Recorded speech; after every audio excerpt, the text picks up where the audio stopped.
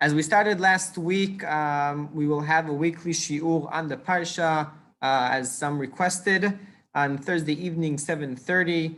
And if you know of anybody else that would want to join, you can spread the word around, spread the message at any time that you would like. This parasha and the last parasha that we started, if you didn't go into the last parasha, we'll just give a 1-minute review.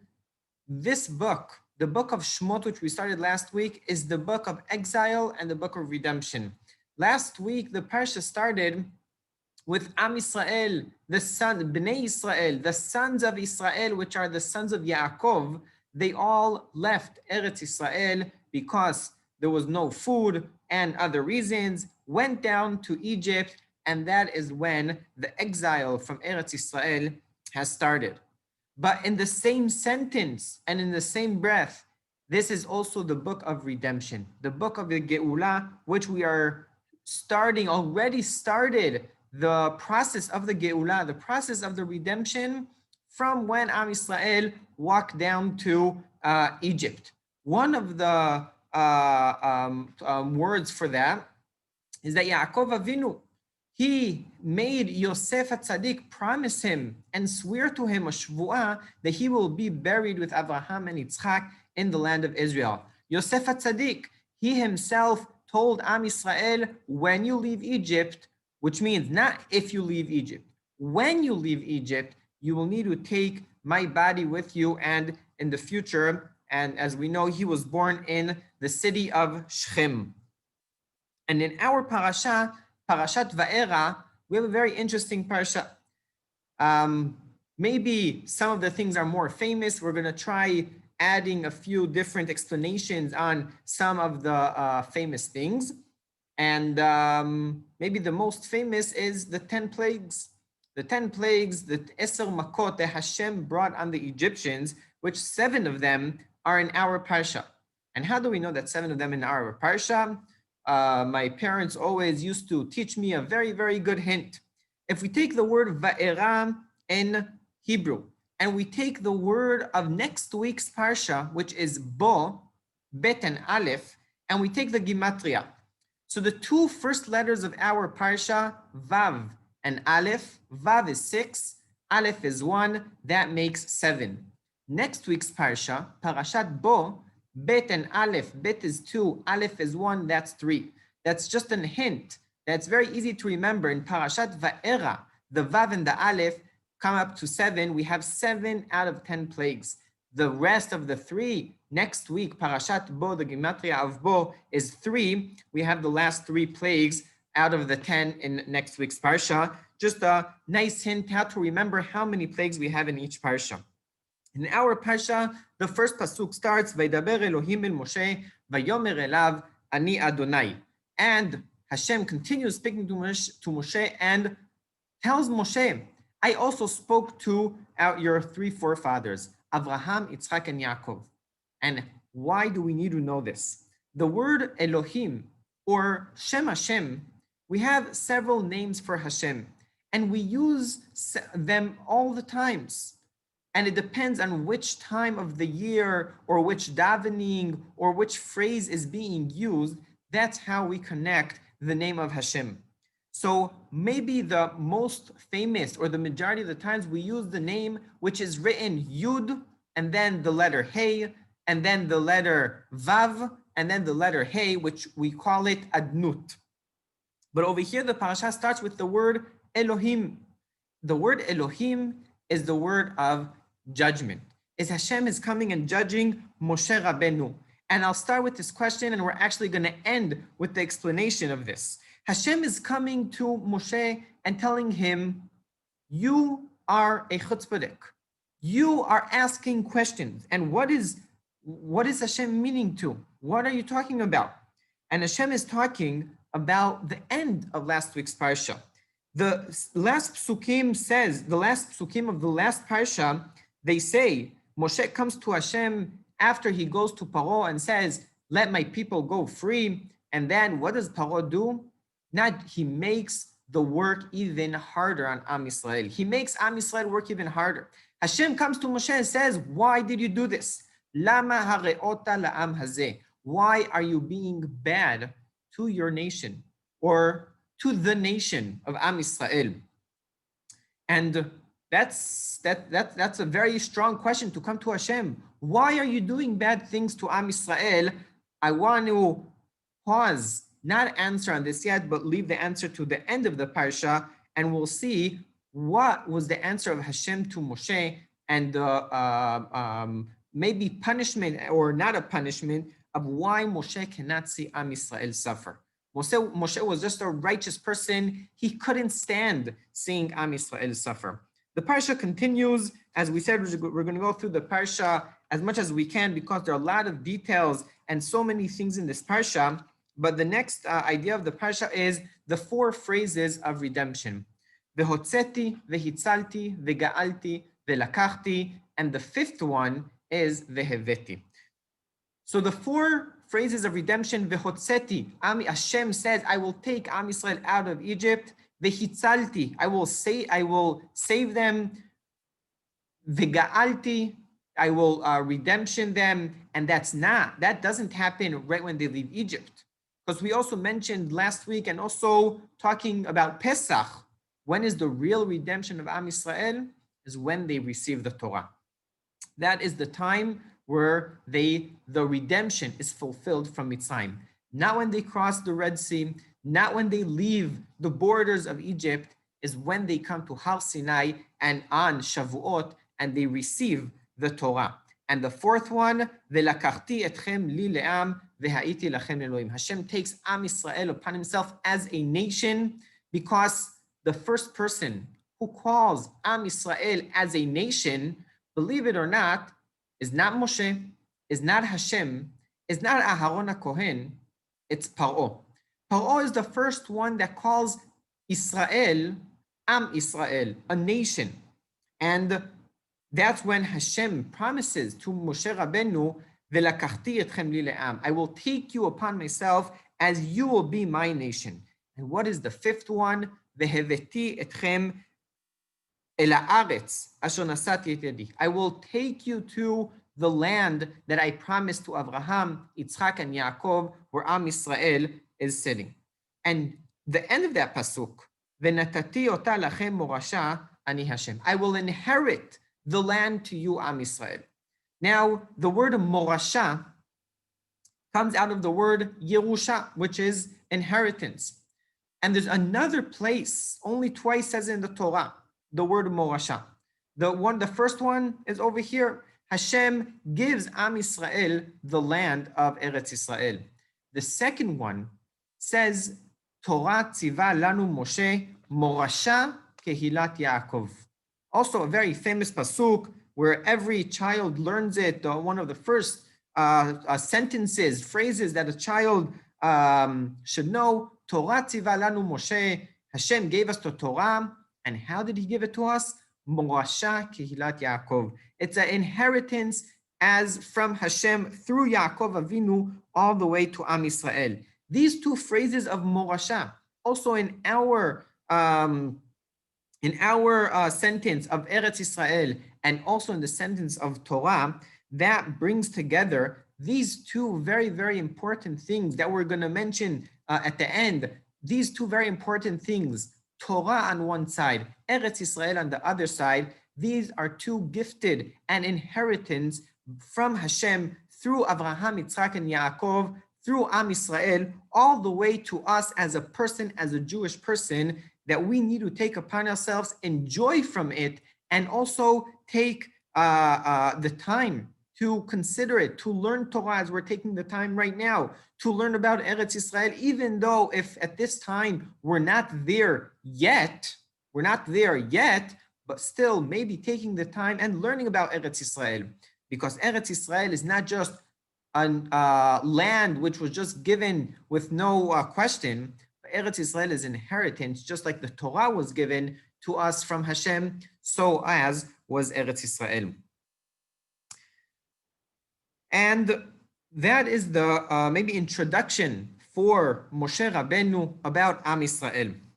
And then Hashem commands Moshe and Aharon HaKohen, Moshe's brother, go to Paro and start telling him, let my people leave. Let Am Yisrael finish the slavery of what they're doing in Egypt and let them leave Egypt.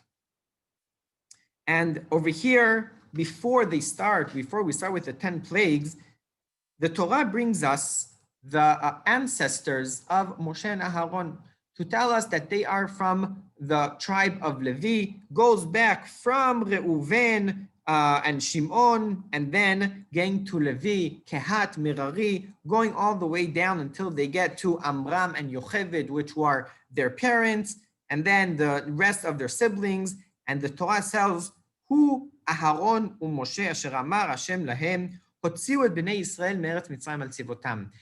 Aharon and Moshe, that the Torah speaks about them, maybe the majority of the Torah. Moshe is born at the end of Sefer Bereshit, and he dies at the end of Sefer Dvarim. 4 out of 5 books, Moshe is alive. Aharon HaKohen dies a little beforehand. But these are 2 famous characters. Moshe Rabbeinu, we don't need to say, he is the leader of the leaders. He's the leader that takes Am Yisrael out of Egypt, crosses the Red Sea, goes, receives the Torah from Hashem. As we said beforehand, Torah tziva lanu Moshe. Moshe received the Torah for Am Yisrael from Hashem. But the pasuk here, sometimes it says Moshe ve'Aharon, and sometimes it says Aharon and Moshe. And there isn't one word, there isn't one letter that is written by accident in the Torah. Why change? Why sometimes do you say Moshe first, and sometimes do you say Aharon first? Rashi explains there is a reason for this. The reason is, if we would always write Moshe first, we would think that Moshe is more important than Aharon. In the fact that sometimes Hu Aharon Moshe, sometimes Aharon is written before Moshe, Rashi brings down that they are equal. Their levels are equal, even though Moshe is the leader, Moshe is the prophet, that there isn't other prophet like Moshe, but they are equal in their level of the leading of Am Yisrael and talking to Hashem. And as we said, Hashem sends them to Paro Melech Mitzrayim to go and take Am Yisrael out. And Moshe, as he said beforehand already last week when we learned about the burning bush, Moshe said, how could I talk to Paro? I don't know what to say. I don't know how to speak in front of a crowd. I don't know how to speak in front of a king. Also here, Vaydaber Hashem ben Moshe lemor ani Hashem, daber el Paro Melech Mitzrayim, go speak to Paro, the king of Egypt, whatever I will tell you. ויאמר משה לפני אדוני, הן אני ערל שפתיים ואיך ישמע אלי פרעה. אני ערל שפתיים, this phrase ערל שפתיים, maybe if we say the word orla, ערל comes from the word orla, and that connects to a few other halachot. For example, a brit milah. When we do a brit milah for a child that is born, for a boy that is born, we take off the orla, something that is covering something else. Another example, which we are starting the month of Shvat, and we're going to get to the holiday of Tu B'Shvat. On the 15th of Shvat, we have the holiday of Tu B'Shvat, the holiday of the trees. One of the laws we have the din of orla, which means when you plant a tree, the first 3 years, we don't enjoy from its fruits. That is the word orla, which means we cover, we stop, we look at it, we first thank Hashem, and only from the 4th year, it's called neta revai, from the word revi'i, from the 4th year, and only then we can enjoy from the fruits. Also here, Moshe Rabbeinu comes to Hashem, says, my mouth is shut, I can't speak in front of Paro. And Hashem tells Moshe, don't worry, whatever I tell you, you will speak, and who will be aside of you? Aharon HaKohen, your brother. And over here, from the 4th section of our parsha, here we have the miracles. We start the miracles. The first one is Hashem tells Aharon, throw down your staff, and it turns into a snake.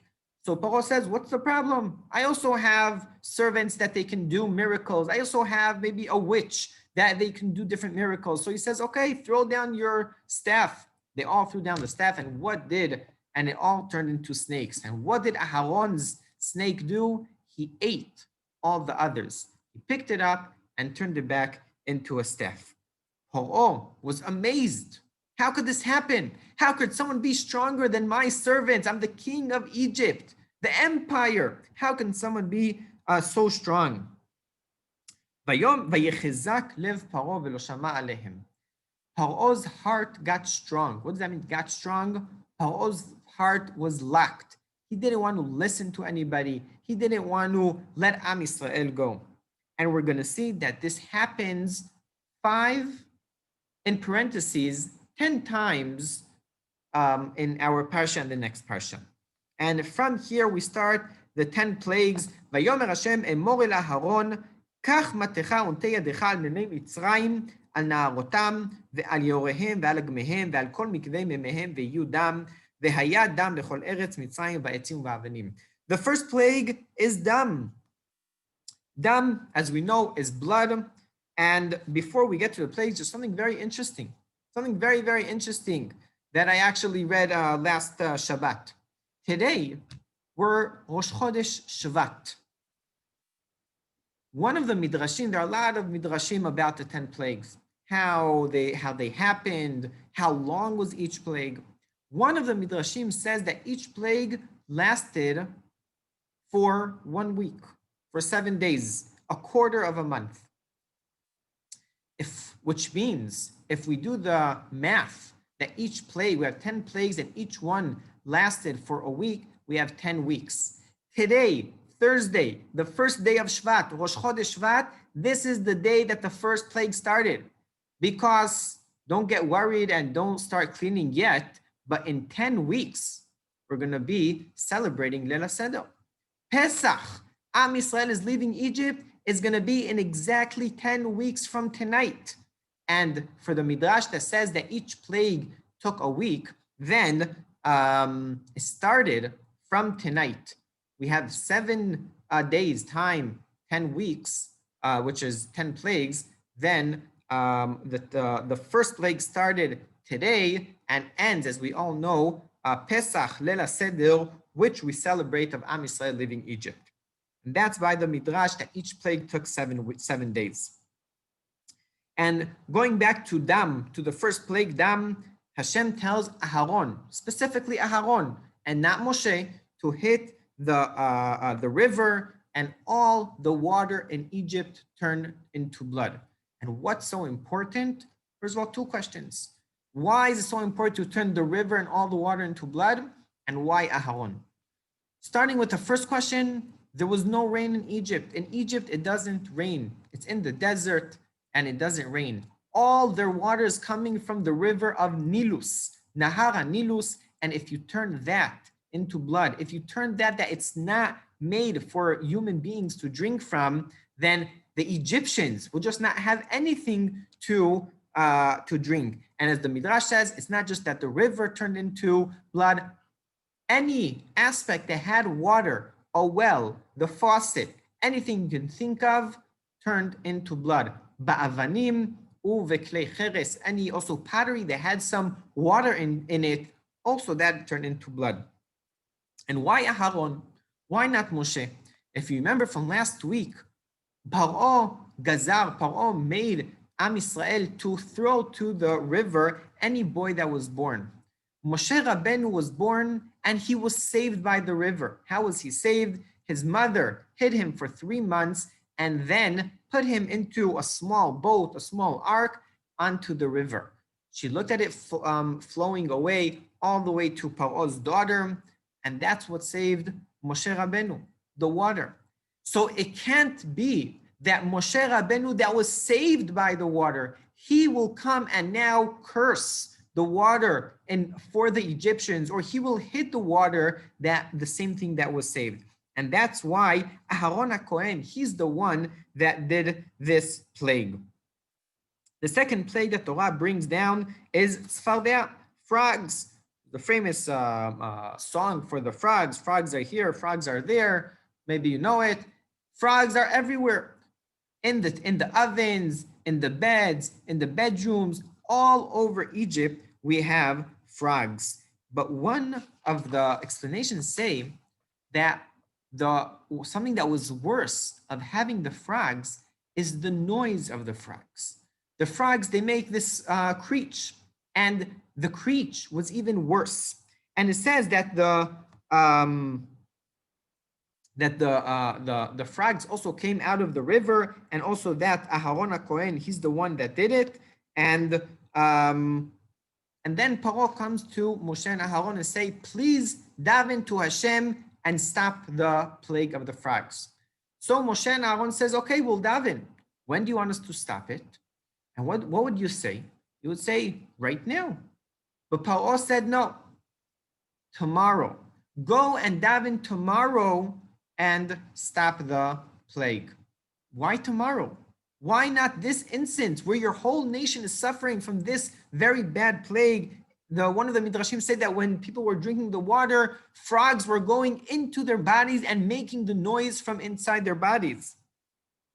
And the Siftei Chachamim, one of the explanations say that the reason that Paro didn't ask for this minute to stop it, but waited for tomorrow, because he thought it's not coming from Hashem.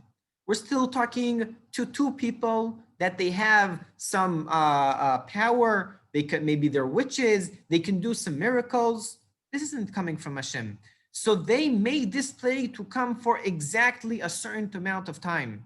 And who knows, they can't just stop it right away. So he said, okay, tomorrow go, and tomorrow they'll stop it. But what Paro didn't know, that when Moshe and Aharon daven, that second something can just happen right away, and everything is coming from Hashem, as we'll give an explanation of all the concept of the plagues, of the 10 plagues. Why is it, what is it coming to do to the Egyptians and to teach us? We'll try continuing to run through the plagues. The third plague is the kinim, lice, that they had on the Egyptians. And of course, all the plagues happened only to the Egyptians. Am Israel was clean from everything. The fourth plague was arov, bad animals, snakes, cockroaches that were together. And everything here was for Egypt. The fifth plague was dever, epidemic, that would come only on the animals. It wouldn't come on the people, it would come on the animals, and it would kill the animals of the Egyptians. Shchin are blisters on the human beings. And over here we got to the sixth plague. Before we get to the sixth plague, if you realize and if you read the psukim, and I think it's a very, very important to read the psukim now that we have a longer Shabbatot, we have longer days, you have a chumash in your hand or in your house or a Bible, take the time and read the Torah. And if you realize and read it very carefully, you'll realize that the first 5 plagues, it says, Vayechazek lev Paro velo shama elehim. Paro's heart got strong, got hardened, and he didn't listen to Moshe and Aharon. He didn't want them to leave. From the 6th plague to the end, it says, Vayechazek Hashem et lev Paro. Hashem is the one that made Paro's harden. The first 5, Paro didn't want to listen by himself. He was mean. He was making Am Yisrael suffer. He himself did not want Am Yisrael to leave. And that's why he himself did not listen to Moshe and Aharon.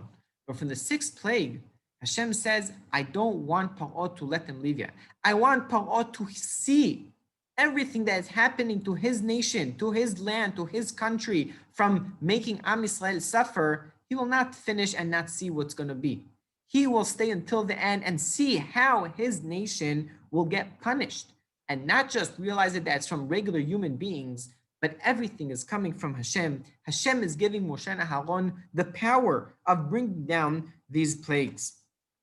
And that's why from the 6th plague, it says, Vaychazek Hashem et lev Paro.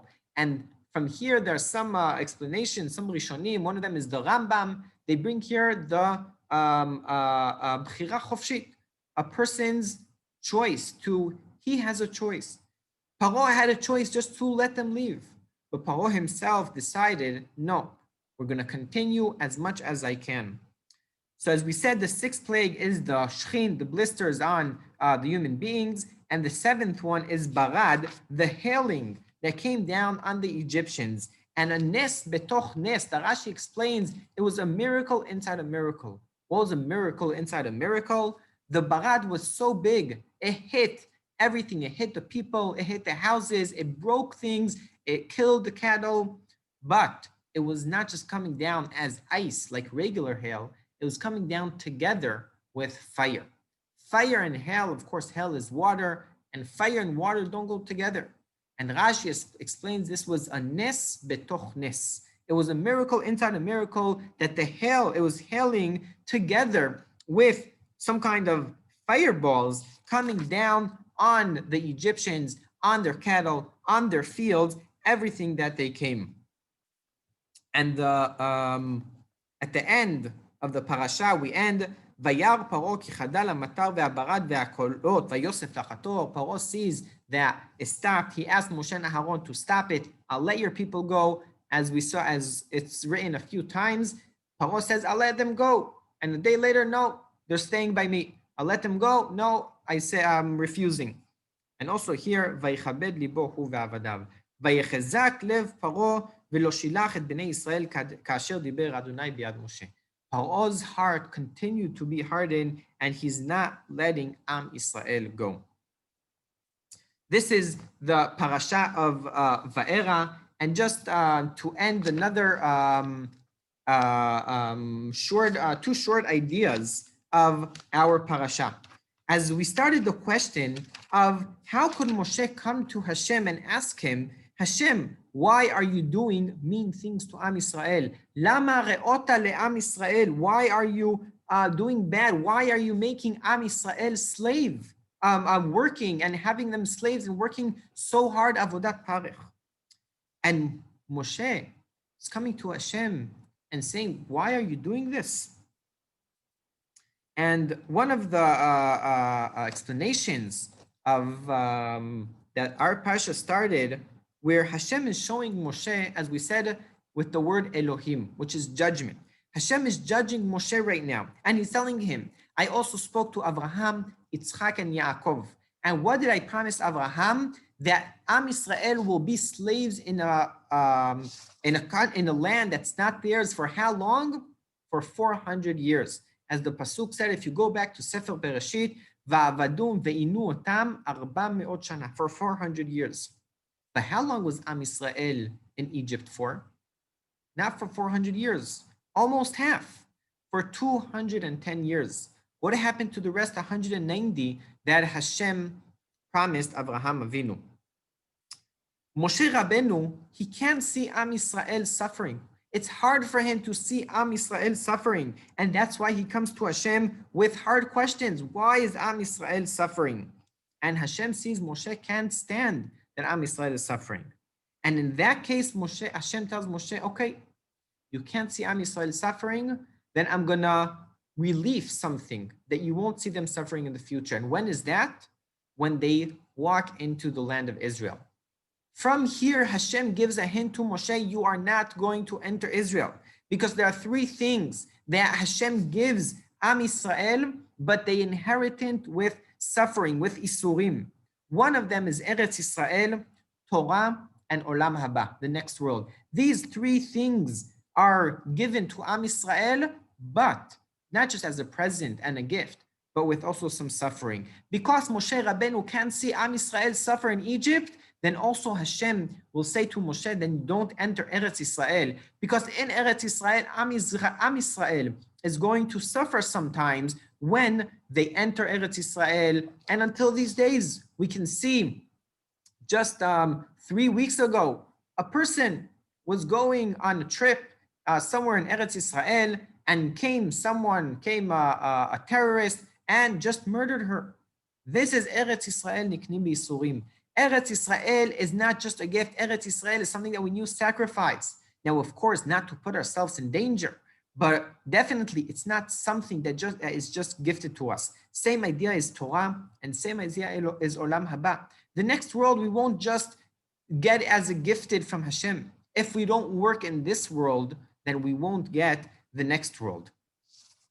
And one of the things that Moshe Rabbeinu, as we said, can't see Am Yisrael suffer, then Hashem is giving him some kind of maybe a punishment, but also some kind of a relief that you will not enter Eretz Yisrael because you cannot see Am Yisrael suffer.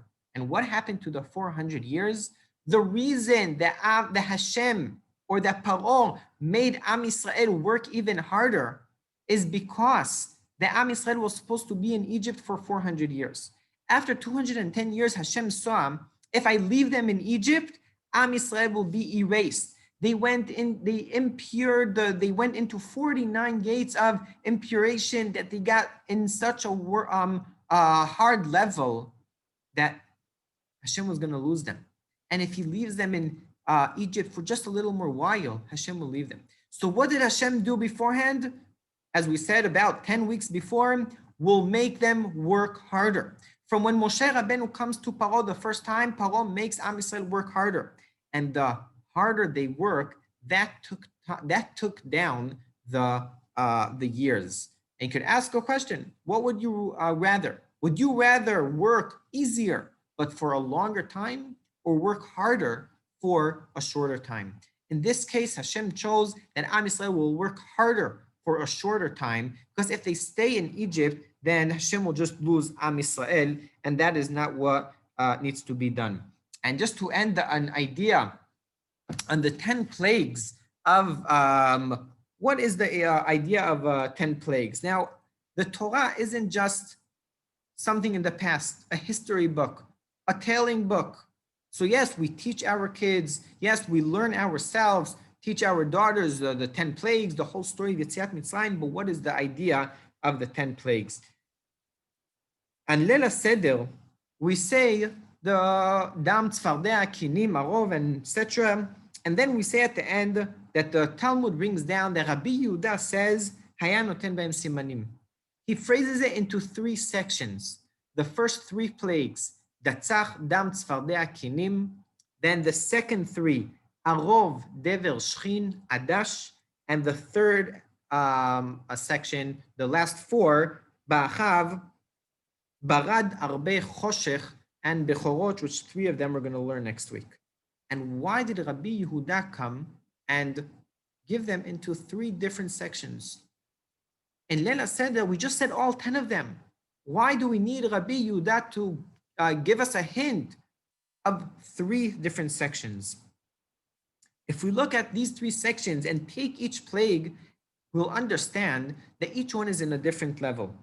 The first one, Dam Tzfardea Kinim, is everything is on the land. The dam, the water, the kinim is coming from the dust, and the tzfardea, the frogs, are also coming from the bottom, from the dust, from the land. So that is on the bottom. Going to the second part, Adash, Arov, Dever, and Shchin, that's above the land, something that is standing on the land. The animals, the bad animals, the Shchin. And then the fourth section, the third section with the last 4 is Barad, Arbe, Choshech, and Bechorot, something that is coming from the heaven. The hailing is coming from the heaven. The darkness, the Arbe, the creatures, the Choshech, the darkness that we're going to learn next week, and Bechorot, of course, the big plague, the Makat Bechorot, that's coming from the heaven. Hashem is coming to show Paro that also here again, if you read the Torah, you'll see that at the first plague, at the 4th plague, which is the second section, and at the 7th plague, which is the beginning of the 3rd section, at the beginning it says there that Paro didn't believe in Hashem. Paro did not believe that Hashem is doing this. And that's why Rabbi Yehuda comes and gives it into 3 sections. Paro needs to understand that Hashem is not just in the heavens. Paro needs to understand that Hashem is on the ground, above the ground, and also coming from the heavens.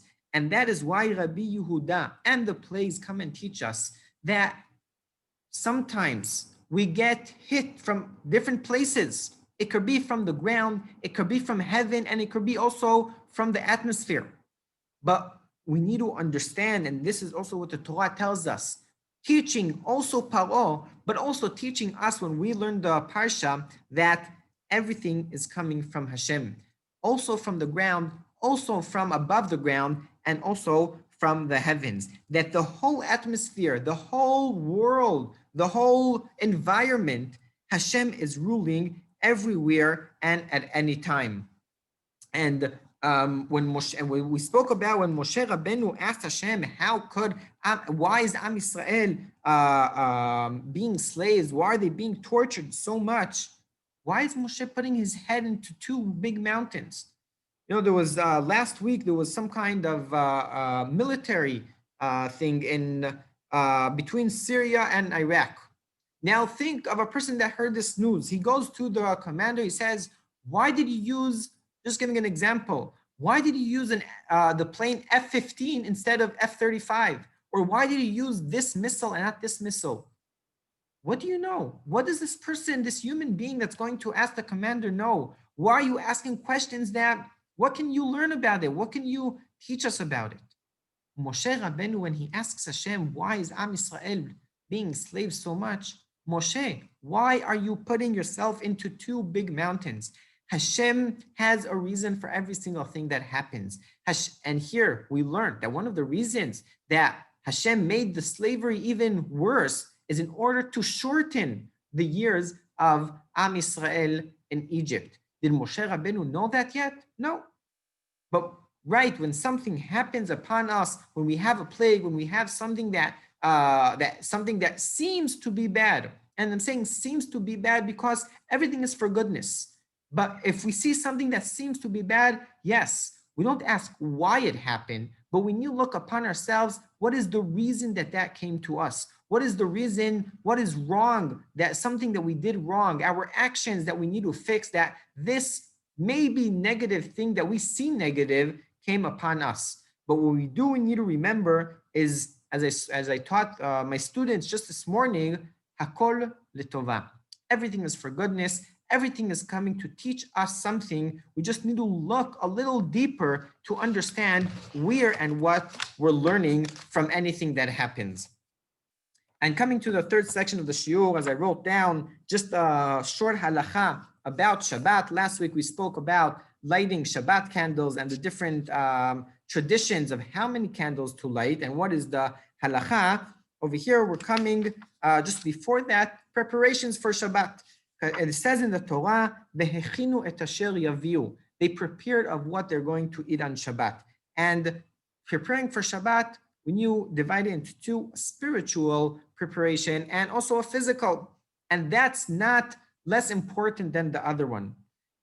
The spiritual information, the spiritual preparation, a person, of course, needs to prepare for Shabbat, learn about Shabbat, why to keep Shabbat, what is important about Shabbat, but maybe going into a little of the physical preparation, as we said, it's not less important, is, yes, a person needs to prepare for Shabbat, person needs to shower before Shabbat, person needs to set his house for Shabbat, clean the house for Shabbat, because the queen, Shabbat HaMalkah, the queen, Knesset Israel, is coming into the house and it should be prepared, making food for Shabbat. And just to give an example of some Amoraim, some sages from the Talmud, that it says in the Talmud, even though they would learn Torah all day, every day, but on Fridays, they would find the time in that situation to go help their wives to prepare for Shabbat. In those days, they would go chop the woods in order to light the fire or go to bring water from the well. In those days, it was maybe a little harder. But every single person, I don't know how it is in your houses, if the who's in charge of the house, if it's the wife or the husband, or if you have children, but every person needs to help out for something for Shabbat. And of course, not less important, the food, making food, putting effort in the food. Already when you go to the shops or you order online even, and you say, I'm buying this lichvod Shabbat Kodesh, I'm buying this for Shabbat Kodesh, you made a mitzvah. Just like when we make a bracha, we just eat food all day. But if we make a bracha before, if we make a blessing before we eat, we make this food that we're putting into our body holy. Same idea when a person prepares for Shabbat, already from thinking of what he's going to make, what he's going to shop for, when he makes it.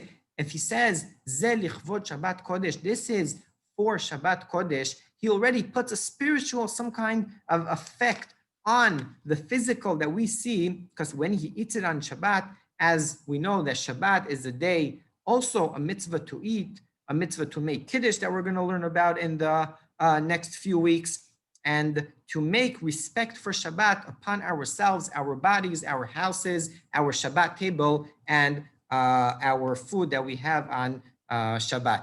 Wish you all a Shabbat Shalom. If anybody has any questions or anything that you want to add, please feel free. Shabbat Shalom. And Thank you very much.